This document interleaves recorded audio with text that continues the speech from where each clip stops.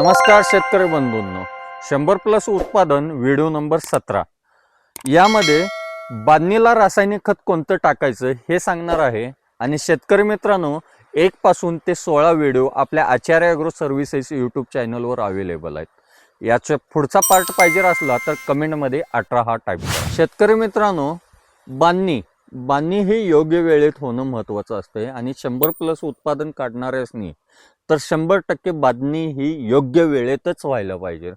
यासाठी बांधणीचा योग्य वेळ किंवा झाडाची फुटव्यांची संख्या, त्याचबरोबर झाडाची उंची, त्याच्याबरोबर त्याची डेव्हलपमेंट ही सरासरी 90 ते 120 दिवसाच्या या अंतरामध्येच आली पाहिजे।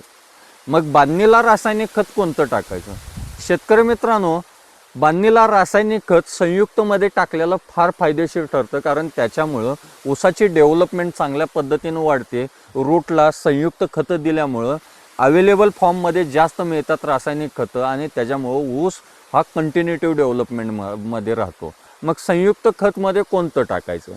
शेतकरी मित्रांनो, सरासरी मी माझ्या पद्धतीनं आणि आत्तापर्यंत रेग्युलर जे 9-24-24 एकरी 2 पोती, त्यासोबत 19-19 एक बॅग, त्यासोबत 10 kilo micronutrients, magnesium sulphate 10 kilo, urea 1 bag आणि अमोनियम सल्फेट 1 बॅग, या पद्धतीनं मी डोस देतो।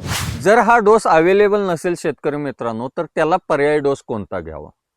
पर्याय डोसमध्ये urea 1 bag, ammonium sulphate 1 bag, 1.5 पोतं युरिया आणि पोटॅश 1 बॅग हे मिश्रण एकत्र करून टाकून घेणे आणि दुसऱ्या दिवशी तंबाखू डोस 2 बॅग, त्यासोबत मायक्रोन्यूट्रन्स 10 किलो आणि मॅग्नेशियम सल्फेट 10 किलो हे टाकून घेणे।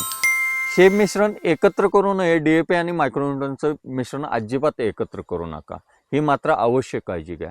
हा व्हिडिओ जर आवडला असला लाईक करा, शेअर करा आणि आमचं चॅनल सबस्क्राईब करायला विसरू नका। नमस्ते।